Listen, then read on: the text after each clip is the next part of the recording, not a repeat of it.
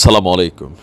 আজকের এই ভিডিওটা খুবই ইনফরমেটিভ একটা ভিডিও, কারণ বাংলাদেশ আগামী দিনে কেমন হতে যাচ্ছে, বিশেষ করে যেখান থেকে বাংলাদেশের ভাগ্য লিখিত হয়, মানে আমাদের জাতীয় সংসদ, সেই জাতীয় সংসদে আসছে আমূল পরিবর্তন। ৫৩ বছর পর এবার নতুন আরও একটা যাত্রা শুরু হবে আমাদের সংসদীয় সিস্টেমের ক্ষেত্রে। দ্বিকক্ষ বিশিষ্ট একটা সংসদ, উচ্চকক্ষ নিম্নকক্ষ দুইটা পার্ট থাকবে। আর এই দুইটা পার্টের মধ্যে সংসদীয় আসনগুলোকে ভাগ করা হয়েছে। নিম্নকক্ষে থাকবে ৪০০টা আর উচ্চকক্ষে থাকবে ১০৫টা। ১০৫টার মধ্যে ৫টা আবার থাকবে রাষ্ট্রপতির ব্যক্তি স্বাধীনতা, মানে তিনি সমাজের যে কোনো একটা গোষ্ঠীর পিছিয়ে পড়া বা ভালো মন্দ মিলেয়া তিনি এই ৫টা প্রার্থী মনোনয়ন করতে পারবেন, এটা তার ব্যক্তি স্বাধীনতার মধ্যে রাখা হয়েছে। আর নিম্নকক্ষ যে আমাদের সংসদ আছে, এটা হবে প্রচলিত সিস্টেমে, মানে গত ৫৩ বছর যাবৎ আমরা যেই ৩৫০ আসনের নির্বাচন দেখছি, এটা আবার এখানে আর একটু বাড়ানো হয়েছে, যেটা হয়ে যাবে ৪০০-র মধ্যে এতদিন আমাদের নারী সংসদ সদস্যদের জন্য আসন সংখ্যা ছিল ৫০টি, বাট এখন নারীদের জন্য হবে ১০০টি, পুরুষদের জন্য হবে ৩০০টি, মানে ৩০০ + ১০০ = ৪০০। আর উচ্চকক্ষের হিসাবটা আলাদা। তো নিম্নকক্ষের ৪০০টি আসনে নির্বাচন হবে। আমরা যেমনটা বলছিলাম যে বর্তমানে যেভাবে সরাসরি জনগণের ভোটে নির্বাচিত হয়, এটা হচ্ছে নিম্নকক্ষ। আর আমরা যদি দেখি আপনার উচ্চকক্ষের যে ১০০টি আসন, এটা আসলে কিভাবে হবে, এটা কি মানে আপনার ভোটের মাধ্যমে হবে? না, এটার সিস্টেমটা একটু আলাদা। আমরা যেই সিস্টেমটা নিয়ে কথা বলছি, পৃথিবীর অধিকাংশ দেশেই এখন এই দ্বিকক্ষ বিশিষ্ট সংসদ কিন্তু চলমান। আর দ্বিকক্ষ বিশিষ্ট সংসদের এই যে সিস্টেমটা, এটাকে বিএনপিও তাদের প্রস্তাবনায় এনেছে, জাতীয় নাগরিক কমিটি এনেছে, বা যতগুলো রাজনৈতিক দল আছে তারা সবাই কিন্তু এখন দ্বিকক্ষ বিশিষ্ট এই সংসদ সিস্টেমটাকে বাংলাদেশে দেখতে চায়। তার মানে এটা শতভাগ এখন হতে যাচ্ছে। প্রশ্ন হচ্ছে উচ্চকক্ষের যে ১০০টা আসন, এইটা কিভাবে নির্বাচন হবে?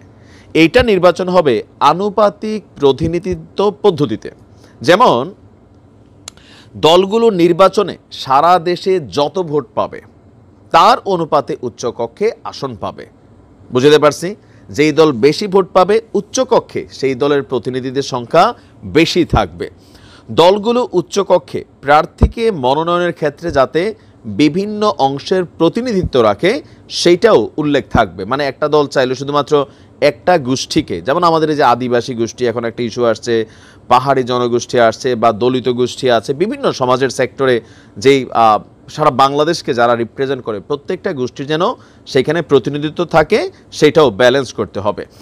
এখন আমরা দেখছি যে আপনার বিএনপি সহ অন্যান্য রাজনৈতিক দলগুলো লিখিতভাবে সংবিধান সংস্কার কমিশনকে বেশ কিছু প্রস্তাবনা দিয়েছিল। আর সেই প্রস্তাবনাগুলোর মতবিনিময়, অংশীজনদের সাথে কথাবার্তা সব কিছু মিলাইয়া আমরা দেখছি আজকে এই সিস্টেমটা সম্পর্কে আমরা তথ্য পেলাম।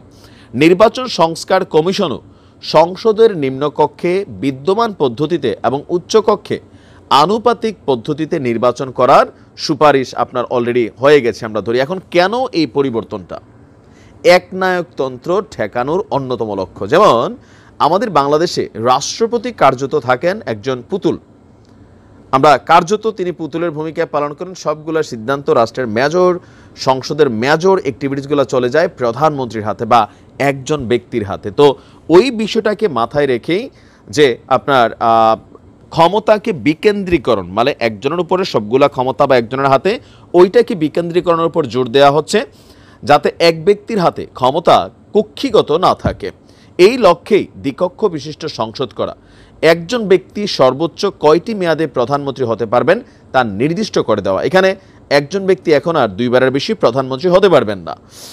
আর প্রধানমন্ত্রী একই সঙ্গে দলীয় প্রধান এবং সংসদ নেতা যাতে না হন, এমন বিধানও তৈরি করা হচ্ছে। আর এতে কোথাও না কোথাও বিএনপি, আওয়ামী লীগ বা জামাত না, জাতীয় পার্টি, এই দলগুলোর জন্য এখানে একটা পরিবর্তন চলে আসবে।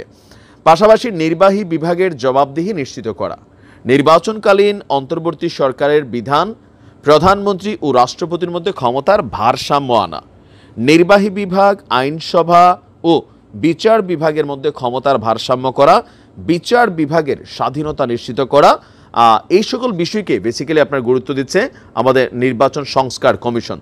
এছাড়া সংবিধানের মূলনীতিতে পরিবর্তন আনার সুপারিশও করা হচ্ছে। সাম্য, মানবিক মর্যাদা এবং সামাজিক সুবিচার, এই তিনটিকে সংবিধানের মূলনীতি করার সুপারিশ করতে যাচ্ছে কমিশন। আর আলী রিয়াজের নেতৃত্বে আমরা আজকে সম্ভবত দেখছি যে আপনার এটা সরকারের হাতে চলে এসেছে, অথবা আগামীকালকে এটার পূর্ণাঙ্গ জিনিসটা সামনে আসবে। তো সিস্টেম খারাপ না, আমার মনে হয় যে এটা মোটামুটি ভালোই একটা সিস্টেম হতে যাচ্ছে, বাংলাদেশের ইতিহাসে প্রথম। তো এখন রাষ্ট্রপতি আর ওই যে আগের মতন পুতুল অবস্থা থাকবেন না, তার হাতেও যেই ক্ষমতা থাকবে প্রধানমন্ত্রীর হাতেও একই ক্ষমতা থাকবে। তার মানে প্রধানমন্ত্রী এবং রাষ্ট্রপতি ক্ষমতার দিক থেকে হিসাব করলে একে অন্যের জন্য কিন্তু একটা ডিফারেন্ট ক্যারেক্টার। যে প্রধানমন্ত্রী চাইলে সব কিছু হয়ে গেল দেশে, নও, রাষ্ট্রপতি এখন ভূমিকা রাখতে পারবেন, এই অথরিটি বা সুপ্রিম পাওয়ার তাকে দেওয়া হচ্ছে। দেখা যাক, আরও হয়তো বিস্তারিত আসবে। ভালো থাকুন।